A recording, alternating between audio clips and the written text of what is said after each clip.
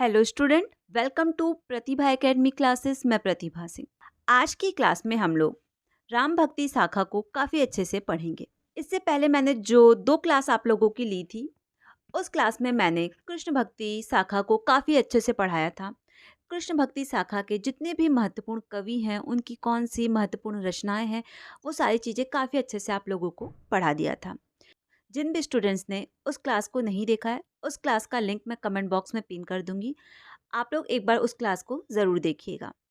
और आप सबको पता है कि हिंदी साहित्य में राम भक्ति शाखा कितना ज़्यादा महत्वपूर्ण टॉपिक है और इस टॉपिक से परीक्षा में हमें प्रश्न ज़रूर देखने को मिलता है। जो भी स्टूडेंट्स इस क्लास को देख रहे हैं, इस क्लास में मैं जो पीडीएफ आप लोगों को पढ़ाऊंगी, अगर आप लोगों को वो पीडीएफ चाहिए तो कमेंट बॉक्स में मैंने अपने टेलीग्राम चैनल का लिंक पिन कर दिया है। वहाँ से आप मेरे टेलीग्राम चैनल पे जुड़ सकते हैं। वहाँ पे आपको ये पीडीएफ और टाइम टू टाइम क्लास की अपडेट देखने को मिल जाएगी।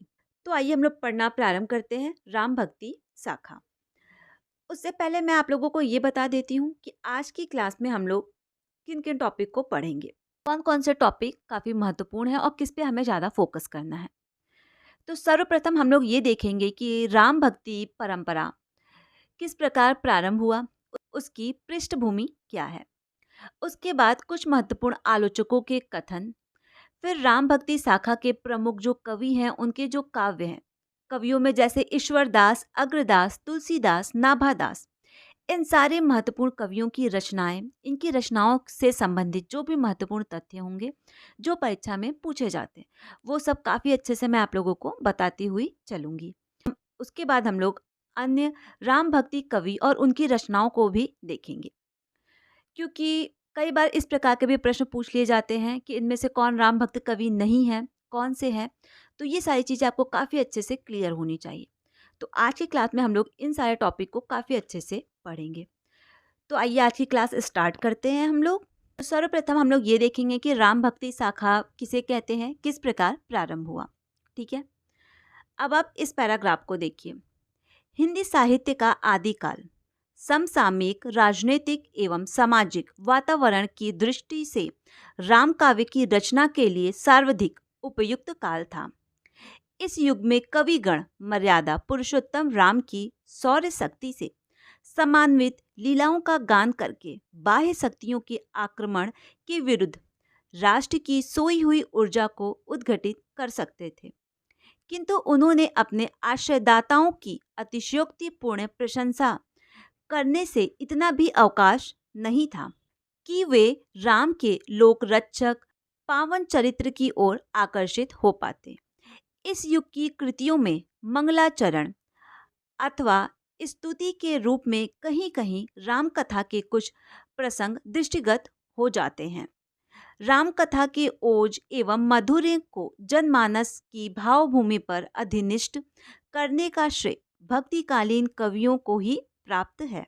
रीतिकालीन राम काव्य के प्रणेताओं की दृष्टि तो अपने समसामयिक कृष्ण काव्य प्रणेताओं की भांति दरबारों के ऐश्वर्य से इतनी अधिक अभिभूत हो चुकी थी कि उन्हें राम के लोक रक्षक रूप की अपेक्षा उनके रसिक रूप में ही अधिक आकर्षण प्रतीत हुआ और अपने पूर्ववर्ती भक्ति कवियों की मर्यादा को वे विस्मृति करते चले गए।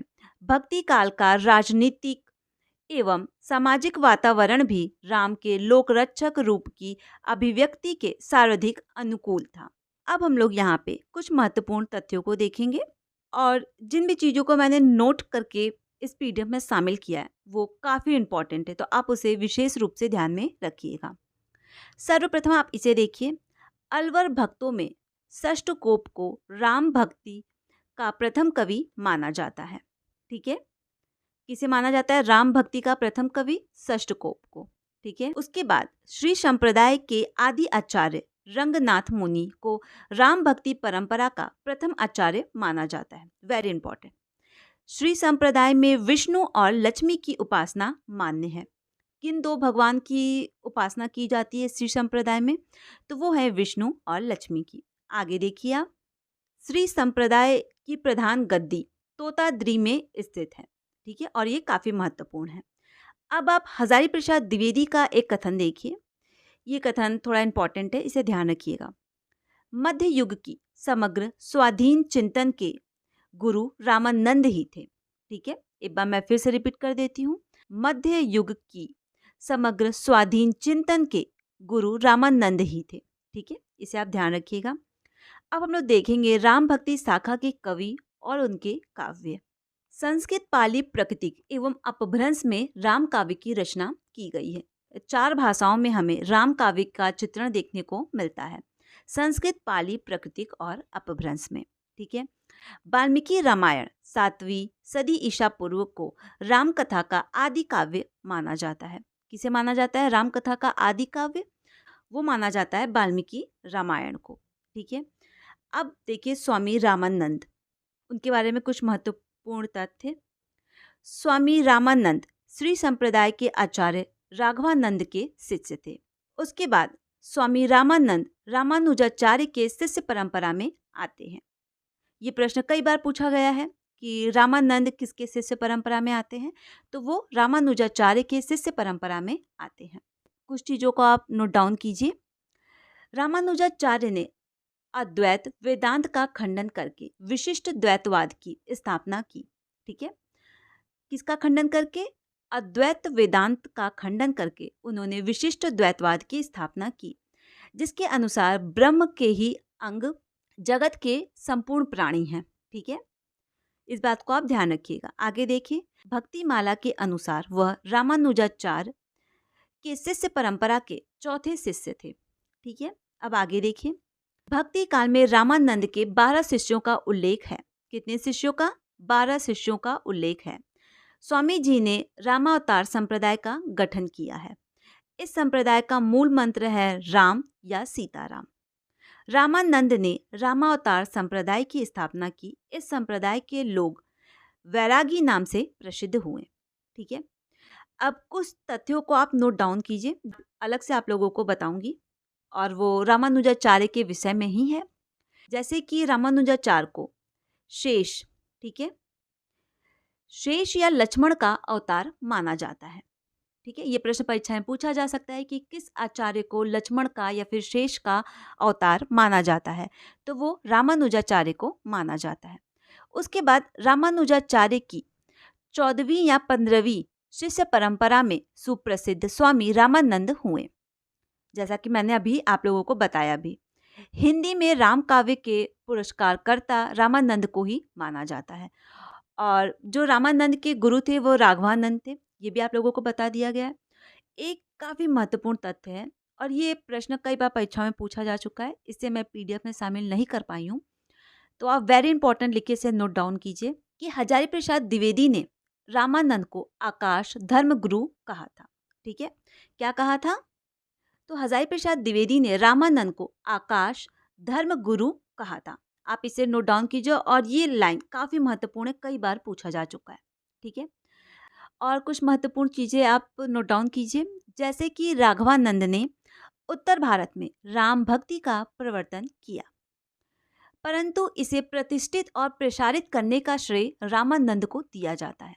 और काफ़ी महत्वपूर्ण लाइन है, जो राघवानंद थे उन्होंने उत्तर भारत में राम भक्ति परंपरा का प्रवर्तन किया, परंतु इसे प्रतिष्ठित और प्रसारित करने का श्रेय पूरा का पूरा रामानंद को जाता है।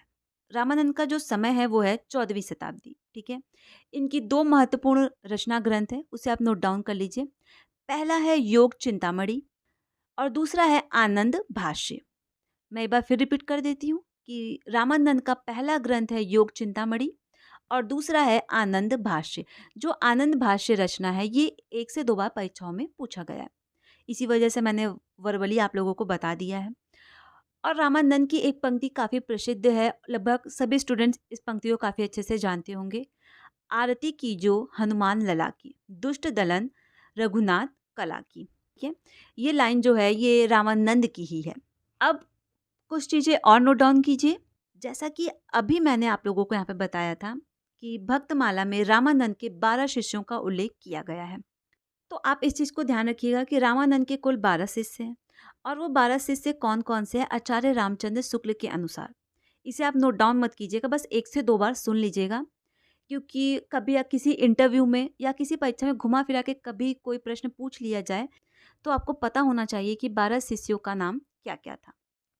तो बस एक बार जो भी 12 शिष्य हैं, उनके नाम आप ध्यान में रखिएगा, ठीक है? तो वो 12 शिष्य कौन-कौन से हैं, एक बार मैं नाम बता देती हूँ आप लोगों को। 1 से 2 बार सुन लेंगे तो आपके माइंड में आ जाएगा कि वो 12 शिष्य कौन-कौन से हैं। पहले हैं अनंतानंद, सुखानंद, सुरसुरानंद, नरहयानंद, भावानंद, पीपा, कबीरदास, सेन, धन्ना, रैनदास, पद्मावती, सुरसुरी। ठीक है, ये कुल रामानंद के 12 शिष्य थे। अब हम लोग अगले लेखक देखेंगे जो राम कथा के हिंदी कवि हैं, ईश्वरदास।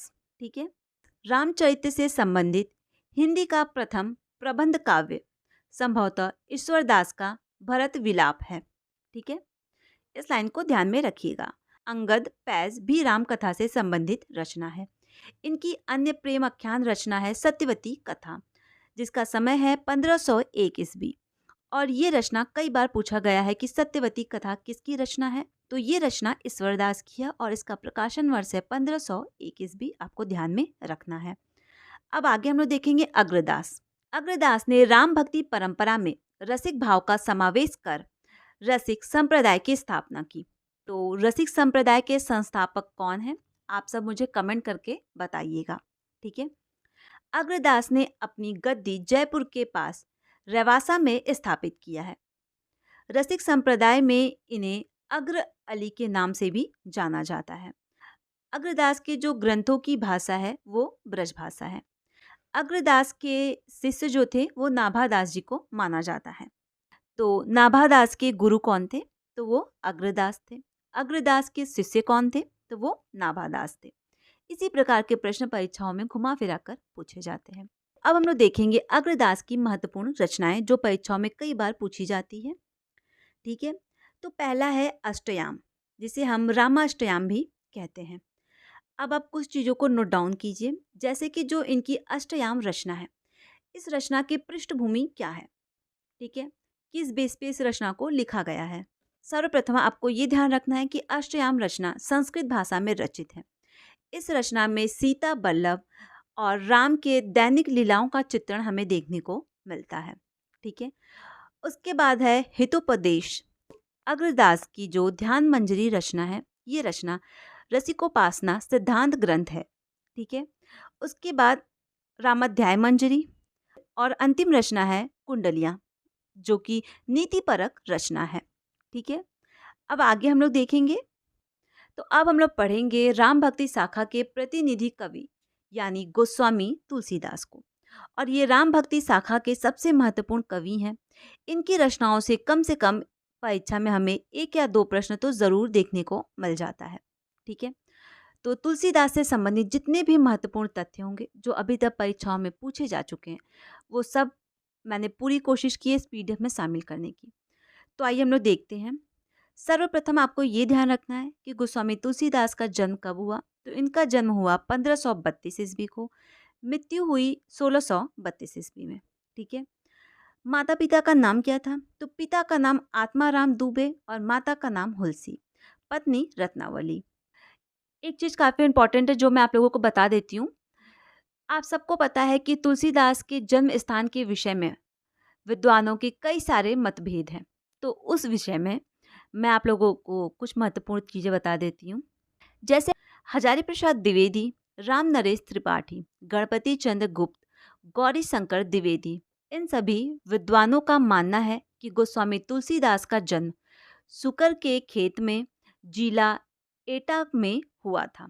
ठीक, वहीं जो दूसरे विद्वानों का मत है जिसमें आपके शिव सिंह सेगर, आचार्य रामचंद्र शुक्ल, वेनी माधव दास, इनके अनुसार तुलसीदास का जन्म राजापुर का जिला बांदा में इनका जन्म हुआ था। तो आपको सिर्फ ये ध्यान रखना है कि हजारी प्रसाद द्विवेदी के अनुसार तुलसीदास का जन्म कहाँ हुआ था। तो हजारी प्रसाद द्विवेदी के अनुसार तुलसीदास का जन्म सुकर के खेत में जिला एटा में हुआ था।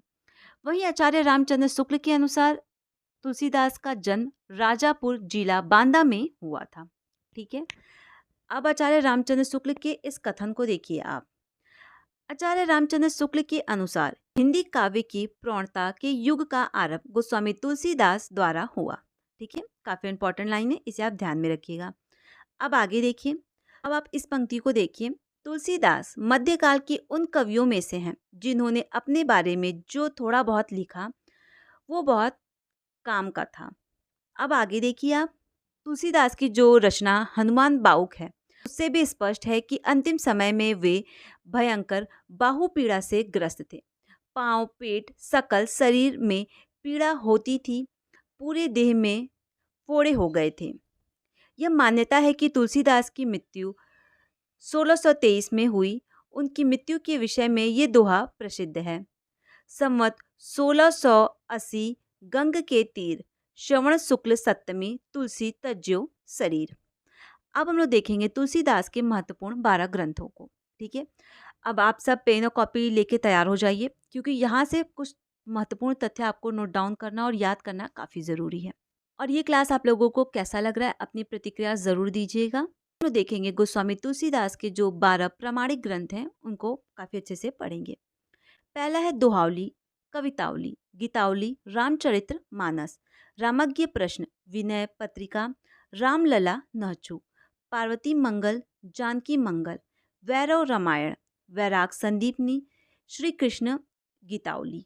नीचे संक्षिप्त में उनकी प्रमुख रचनाओं का परिचय दिया गया है। तो आइए हम लोग देखते हैं।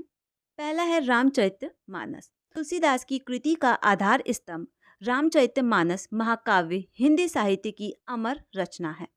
आचार्य रामचंद्र शुक्ल ने रामचरित्र मानस को लोकमंगल की साधना अवस्था का काव्य माना है, और ये लाइन काफ़ी महत्वपूर्ण है, परीक्षाओं में कई बार पूछी जा चुकी है।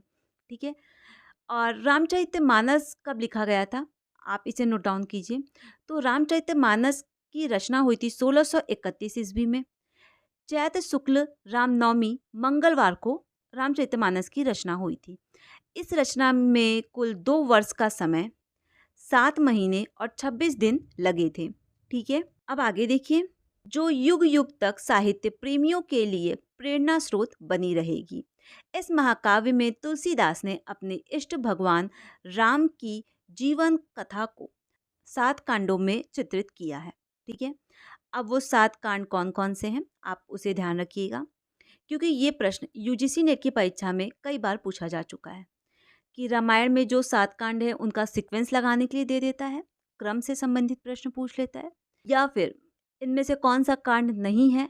इस प्रकार के प्रश्न परीक्षा में 2 बार पूछे जा चुके हैं। तो पहला जो कांड है वो है बाल कांड, अयोध्या कांड, अरण्य कांड, सुंदर कांड, किष्किंधा कांड, लंका कांड और उत्तर कांड। ठीक है, जो अयोध्या कांड है उसको रामचरितमानस का हृदय स्थल कहा जाता है। आप इसे नोट डाउन कीजिए। ठीक है, कि अयोध्या कांड को रामचरितमानस का हृदय स्थल कहा जाता है। इस कांड में चित्रकूट सभा को आचार्य रामचंद्र शुक्ल ने एक आध्यात्मिक घटना की संज्ञा प्रदान की है। ठीक है, जो चित्रकूट सभा में वेद नीति, लोक नीति एवं राजनीति, इन तीनों का समन्वय हमें देखने को मिलता है। आगे देखिए, रामचरितमानस की रचना गोस्वामी जी ने स्वतः सुखाए के साथ साथ लोकहित और लोक मंगल के लिए किया है, और ये काफ़ी इम्पॉर्टेंट लाइन है। भाषा, भाव, अलंकार, विधान एवं अन्य काव्यांगों की कसौटी पर मानस पूर्ण रूप से एक सफल महाकाव्य है। इस महाकाव्य में शांत रस प्रधान है। मानस रूपक तुलसी साहित्य का सबसे बड़ा रूपक है। आगे हम लोग देखेंगे अलंकार योजना के संबंध में तुलसी को प्राप्त उपाधियाँ। ठीक है, उससे पहले आपको कुछ चीज़ें नोट डाउन करनी होंगी, जैसे कि रामचरितमानस के जो मार्मिक स्थल हैं निम्नलिखित में से कौन कौन से हैं। पहला है राम का अयोध्या त्याग और पथिक के रूप में वन जाना। ठीक है, दूसरा है चित्रकूट में राम और भरत का मिलाप होना। ठीक है, तीसरा है सबरी के सेवा का चित्रण। ठीक है, चौथा है लक्ष्मण को शक्ति लगने पर राम का विलाप करना, और पांचवा है भरत की प्रतीक्षा आदि। ये जो 5 मार्मिक स्थल है रामचरितमानस के, काफ़ी ज़्यादा मार्मिक, काफ़ी ज़्यादा सुंदर है। तो आप इसे ध्यान रखिएगा कि 5 स्थल कौन कौन से हैं। रामचरितमानस पे सर्वाधिक प्रभाव अध्यात्म रामायण का पढ़ा है। एक चीज आपको पता होना चाहिए कि गोस्वामी तुलसीदास ने सर्वप्रथम मानस को रसखान को सुनाया था। ठीक है, रामचरित मानस की प्रथम जो टीका अयोध्या के बाबा रामचरण दास ने लिखा था। और ये काफी महत्वपूर्ण है कि रामचरित मानस पर सर्वप्रथम टीका किसने लिखा था, तो वो लिखा था अयोध्या के बाबा रामचरण दास ने। ठीक है, अब आगे देखिए, अलंकार योजना के संबंध में तुलसीदास को प्राप्त उपाधि निम्नलिखित है। लाला भगवान दीन और बच्चन सिंह के अनुसार इन्होंने तुलसीदास को रूपकों का बादशाह कहा है, और काफी इंपॉर्टेंट है, ये पूछा जा चुका है। रामचंद्र शुक्ल ने तुलसीदास को अनुप्रास का बादशाह कहा है। डॉक्टर उदय भानु सिंह ने उत्पेक्षा का बादशाह कहा है। आगे देखिए, आचार्य हजारी प्रसाद द्विवेदी ने तुलसी का संपूर्ण काव्य समान्वय की विराट चेष्टा है। ये कथन परीक्षा में कम से कम 2 से 3 बार पूछा जा चुका है, तो आप इसे ध्यान में रखिएगा कि तुलसीदास का संपूर्ण काव्य समान्वय का विराट चेष्टा है। ये कथन किसका है, तो ये कथन हजारी प्रसाद द्विवेदी का है। अब हम लोग तुलसीदास की अगली रचना देखेंगे, वो है गीतावली। इस रचना का समय है 1630 ईस्वी। तुलसीदास ने ब्रज भाषा में राम कथा को गीत शैली में प्रस्तुत कर 7 कांडों में गीतावली की रचना की। इसमें 330 छंद गे शैली में लिखे गए हैं। गीतावली को पदावली रामायण भी कहते हैं। इस रचना में श्रृंगार, वात्सल्य तथा करुण रस की प्रधानता है। गीतावली कवि की आरंभिक काल की संपूर्ण रचना है। अब हम लोग देखेंगे तुलसीदास की अगली रचना, वो है दोहावली। इसका रचना काल है 1626 ईस्वी। जैसा कि नाम से ही प्रकट होता है, यह रचना दोहा नामक विषम मात्रिक छंद में लिखी गई है। आगे देखिए, इसमें 573 दोहे। इस रचना में राम राम की महिमा, भक्ति, नीति तथा सदाचार संबंधी विषयों के दर्शन दिए गए हैं। अधिकतर दोहे नीति विषयक और उपदेश परक हैं। ठीक है, उसके बाद हम लोग अगली रचना देखेंगे, विनय पत्रिका का, और काफ़ी इम्पॉर्टेंट है ये रचना। इस रचना का समय है 1631। जो विनय पत्रिका रचना है, ये रचना राग रागनियों की शास्त्रीय शैली में रचित रचना है। यह ग्रंथ तुलसीदास की संपूर्ण शास्त्रीय कृति है। कलयुग से दुखित होकर तुलसीदास ने अपने आराध्य राम की सेवा में अपनी पत्रिका प्रेषित की। इसके द्वारा उन्होंने अपने आराध्य से अपनी रक्षा करने की विनती की। इस कृति में राजा दरबारी शिष्टाचार का निर्वाह किया गया है। साहित्यिक दृष्टि से विनय पत्रिका एक उत्कृष्ट रचना है। आगे देखिए, ब्रज भाषा में लिखी हुई 300 पदों की यह रचना भक्ति रस का अद्वितीय काव्य है। ठीक है, तो विनय पत्रिका कुल कितने पदों में लिखी गई है? 300 पदों में विनय पत्रिका लिखी गई है, जिसमें भक्ति रस का अद्वितीय चित्रण हमें देखने को मिलता है। अब अगली रचना है पार्वती मंगल। इस रचना का समय है 1643 ईस्वी। आगे देखिए, श्रृंगार रस प्रधान इस रचना में महादेव और पार्वती के विवाह का वर्णन 164 पदों में किया गया है। श्रृंगार के साथ साथ मंगल, हरिगीतिका और अवधी भाषा का भी प्रयोग हुआ है। जानकी मंगल, इसका रचना काल है 1629 ईस्वी। अब इस रचना के बारे में महत्वपूर्ण तथ्य देखिए। नाम के अनुसार तुलसीदास ने 216 छंदों की इस लघु रचना में जानकी की कथा का वर्णन किया है। इस पर वाल्मीकि द्वारा रचित रामायण का प्रभाव स्पष्ट रूप से देखने को मिलता है। आगे देखिए, कवितावली या हनुमान बाहुक। इस रचना का समय है 1665 ईस्वी। रामचरितमानस और कवितावली में गोस्वामी जी ने कली काल का वर्णन किया है। कवितावली में बनारस, काशी के तत्कालीन समय में फैले महामारी का वर्णन उत्तरकांड में किया गया है। तुलसीदास ने अपने बाहु रोग से मुक्ति के लिए हनुमान बाहुक की रचना की थी, और ये प्रश्न परीक्षाओं में अनगिनत बार पूछा जा चुका है कि गोस्वामी तुलसीदास ने किस रचना में अपने बाहुक रोग का चित्रण किया है, तो वो है हनुमान बाहुक रचना में। कवितावली ब्रजभाषा, कवित, सवैया, छप्या आदि लिखे गए हैं। यह काव्य कविता की प्रौढ़ता का परिचायक है। इसमें 325 छंद हैं। ठीक है, अब आगे देखिए। इसके अतिरिक्त रामलला नहचु, वैरव रामायण, कृष्ण गीतावली, रामाज्ञ प्रश्न, वैराग संदीपनी नाम की लघु रचनाएं तुलसीदास ने लिखी है। तुलसीदास की सभी रचनाएं हिंदी साहित्य की अमूल निधि है। तुलसीदास अपने समय के महान विचारक, समाज सुधारक, उच्च कोटि के साहित्यकार और कुशल सामान्यवादी थे। आगे देखिए। हिंदी साहित्य में राम को परम ब्रह्म के पुण्य अवतार के रूप में प्रतिष्ठित करने का श्रेय तुलसीदास को दिया जाता है। ठीक है, भिखारी दास ने तुलसीदास के संबंध में एक कथन लिखा था जो काफी प्रसिद्ध है और परीक्षाओं में पूछा भी जा चुका है। वो कथन कुछ इस प्रकार है। तुलसी गंग दुए भय सुकवि के सरदार, इनके काव्यन में मिली भाषा विविध प्रकार। ठीक है, इस लाइन को आप याद रखिएगा, नोट डाउन भी कर सकते हैं। एक कथन अयोध्या सिंह उपाध्याय का काफी प्रसिद्ध है और पूछा जा चुका है, तो आप उस कथन को नोट डाउन कीजिए। कविता करके तुलसी ना लसे, कविता पा लसी तुलसी की कला। ठीक है, और ये कथन कई बार परीक्षाओं में पूछा गया है। अब हम लोग देखेंगे तुलसीदास के विषय में विद्वानों के कुछ महत्वपूर्ण कथन। अब आप इस कथन को देखिए। भारतवर्ष का लोकनायक वही हो सकता है जो समन्वय करने का अपार धैर्य लेकर आया हो। ये कथन है हजारी प्रसाद द्विवेदी का। यहाँ पे अपार धैर्य होगा लेकर आया हो। ठीक है, इसे आप ध्यान रखिएगा। अगला कथन है ग्रियर्सन का। बुद्धिदेव के बाद बड़ा लोकनायक, ये कथन है ग्रियर्सन का। भक्ति का सुमेरु, तुलसीदास के विषय में ये कथन है नाभादास का।